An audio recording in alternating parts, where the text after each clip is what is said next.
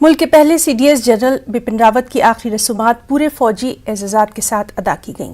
बिपिन रावत को मुख अग्नि देने से पहले 17 तोपों की सलामी दी गई। बरार स्क्वायर पर पूर्णम आंखों से जनरल बिपिन रावत को आखिरी सलाम पेश किया गया। जनरल बिपिन रावत की दोनों बेटियों कृतिका और तारणी ने अपने वालिदैन को मुख अग्नि दी। बरार स्क्वायर पर पूर्णम आंखों से जनरल और उनकी अहलिया को आखिरी विदाई दी गई। आखिरी रसूमात के दौरान वज़ीर दिफ़ा राजनाथ सिंह बरार स्क्वायर में मौजूद रहे। वाज़ेह है कि बुध के रोज हेलीकॉप्टर हादसे में बिपिन रावत, उनकी अहलिया और दीगर अफसरान समेत 13 अफराद हलाक हो गए थे।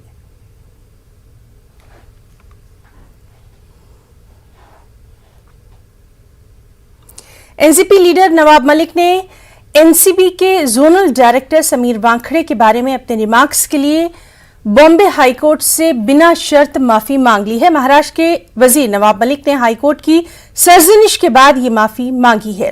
नवाब मलिक और उनके खानदान ने भी बॉम्बे हाईकोर्ट के सामने इस बात पर रजामंदी जाहिर की कि वो समीर वानखड़े के खिलाफ कोई बराह रास्त या बिलवास्ता बयान नहीं देंगे। हाईकोर्ट का मौक़िफ़ था कि नवाब मलिक जानबूझकर अपने ही बयान के खिलाफ गए हैं। वाज़ेह है कि नवाब मलिक ने एनसीबी के जोनल डायरेक्टर समीर वानखड़े और उनके खानदान के खिलाफ रिमार्क्स किए थे। इस मामले में समीर के वालिद ज्ञानदेव वानखड़े ने अदालत से रुजू किया था।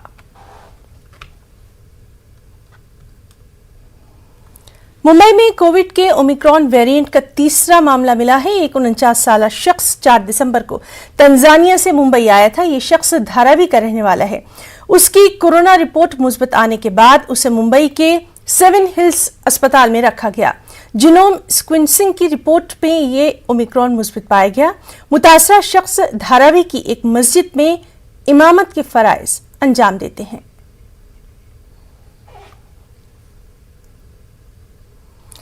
महाराष्ट्र में मुसलमानों को उनकी पसमानदगी की बुनियाद पर 5% रिजर्वेशन के मुतालबे को लेकर एमआईएम ने चलो मुंबई का नारा दिया है।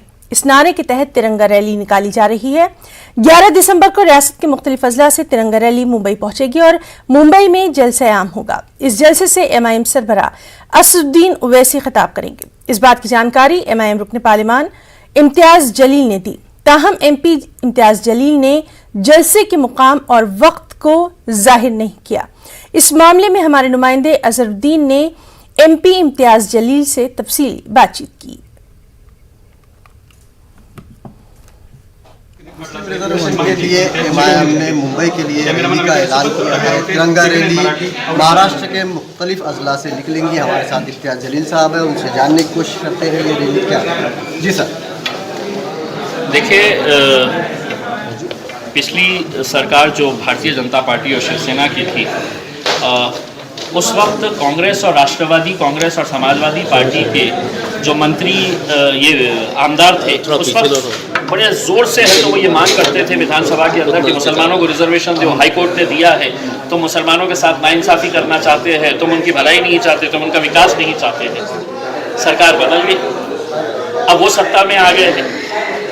तो जब विपक्ष में थे तो आपके तेवर ऐसे थे, और जब सत्ता में आ गए हैं तो हमारा जिक्र ही नहीं हो रहा। ये नाइंसाफ़ी हमारे साथ हो रही है, तो या तो हमने अपने घर में बैठना कि नहीं साहब सब चल रहा है अच्छा, या आना लड़ना करके। तो हमने तय किया है कि हम आएंगे, रास्ते के ऊपर उतरेंगे करके। हमारा एक मराठा भाई जो है काका साहेब शिंदे, उसने अपने समाज के लिए रिजर्वेशन मांगने के लिए उसने अपनी जान की आहुति दी। हम कल उसको भी श्रद्धांजलि देने के लिए जाएंगे। औरंगाबाद से और दिगर अजला से जो रैली निकल रही है उसमें कितने लोग रहेंगे? सर कल देखिएगा आप, इतना सिर्फ आपको मैं कह सकता हूँ कि हिंदुस्तान की, इस मुल्क की तारीख के अंदर इतना खूबसूरत मंजर आपको कभी देखने को नहीं मिला होगा कि कई 100 गाड़ियाँ रास्ते के ऊपर रहेगी, बहुत डिसिप्लिन तरीके से, कोई हुल्लड़बाजी नहीं रहेगी, कोई राजनीतिक पार्टी का झंडा नहीं रहेगा, सिर्फ हमारे देश का तिरंगा हम लहराते हुए हम मुंबई की तरफ जाएंगे। और इसलिए तिरंगा हम लगा रहे हैं कि 75 साल हो गए आज़ादी के, तो हमारे वजीर आजम ने कहा है कि अमृत महोत्सव मनाओ, देश का अमृत महोत्सव साल भर मनाओ करके, तो हम जा रहे हैं। अब अगर पुलिस हमको बोलेंगे कि नहीं तो अमृत महोत्सव भी नहीं मना सकते हैं, तो ये तो बहुत गलत बात हो जाएगी। शुक्रिया। जैसा कि इम्तियाज जलील साहब ने कहा कि ये मुस्लिम रिजर्वेशन का मामला अब अवामी तहरीक बन गई है और इसके असरात मुस्तकबिल में देखने को मिलेंगे। Azharuddin, news 18 Urdu, Aurangabad. Bhiwandi Yashwantrao Chavan Maharashtra open university Nashik के जेर इंतजाम जारी रईस स्टडी में इमसाल यूनिवर्सिटी ने स्टडी सेंटर को MA उर्दू कोर्स के इजरा की इजाजत दे दी है। MA साल अव्वल के अव्वल बैच में 112 तलबा ने दाखिला लिया है। इस सिलसिले में MA उर्दू काउंसलिंग क्लास की इफ्तिताही तकरीब उर्दू बसेरा ऑडिटोरियम में अमल में आई, जिसकी सदारत कोकन मुस्लिम एजुकेशन सोसाइटी के सदर तलहा फकीह ने अंजाम दी। मेहमानान ने रईस स्टडी सेंटर में यशवंतराव चौहान महाराष्ट्र ओपन यूनिवर्सिटी की कारकर्दगी पर इत्मीनान का भी इजहार किया। यशवंतराव चौहान ओपन यूनिवर्सिटी के मातहत चलने वाले MA उर्दू के कोर्स में अल्लाह के फजल करम से पूरे कोकन रीजन में सबसे ज़्यादा एडमिशन 111 वो rice high school study centre में किए गए और उसकी शुरुआत भी आज हुई।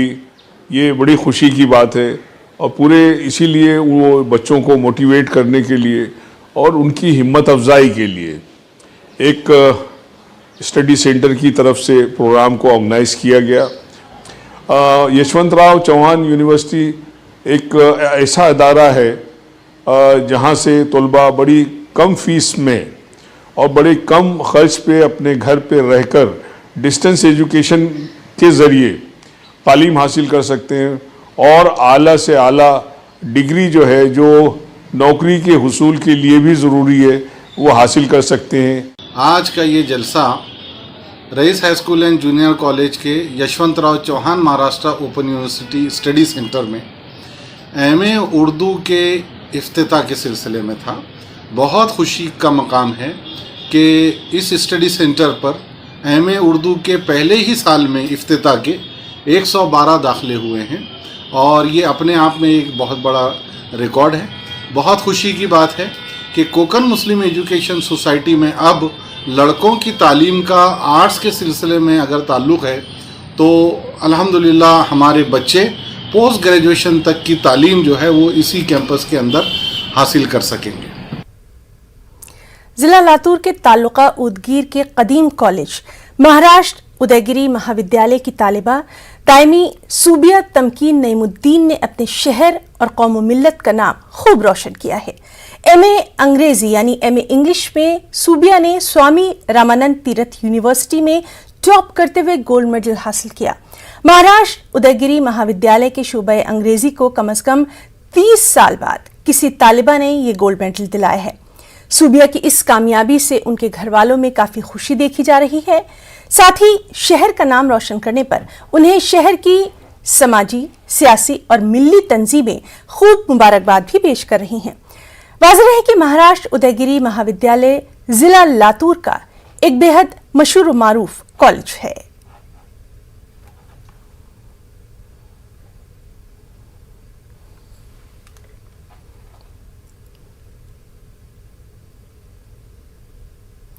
नांदेड़ में प्राइमरी स्कूल शुरू करने का मुतालबा जोर पकड़ता जा रहा है। रियासती हुकूमत ने 1 दिसंबर से प्राइमरी स्कूल खोलने का ऐलान किया था, लेकिन नांदेड़ में जिला इंतजामिया ने कोरोना के नए वेरिएंट का खतरा महसूस करते हुए स्कूल खोलने के फैसले को मुलतवी कर दिया था। 1 दिसंबर के बजाय 13 दिसंबर को स्कूल खोलने की बात की जा रही है, लेकिन 13 दिसंबर को भी स्कूल खुलेगा या नहीं, इस बात को लेकर तशवीश देखी जा रही है। और यही वजह है कि प्राइमरी स्कूल एसोसिएशन के एक वफ्द ने आज जिला कलेक्टर से इस सिलसिले में मुलाकात की। उन्हें एक मेमोरेंडम पेश करते हुए 13 दिसंबर से किसी भी सूरत में प्राइमरी स्कूल शुरू करने के अहकाम जारी करने का मुतालबा किया। अभी चाह रहे हैं कि नांदेड़ जिले के स्कूल्स सभी बच्चों के लिए ओपन होना, ताकि बच्चों का शैक्षणिक और मानसिक दोनों तरह का जो नुकसान है वो टल सके। इसके लिए हम लोग आज कलेक्टर ऑफिस में सभी मिलकर निवेदन करने के लिए। नांदेड़ में ओबीसी महासंघ की जानिब से जिला इंतजामिया से नुमाइंदगी की गई। ओबीसी महासंघ के ओहदेदारान ने एक मेमोरेंडम जिला कलेक्टर के तवस्सुस से सदर जमहूरिया हिंद को रवाना किया है।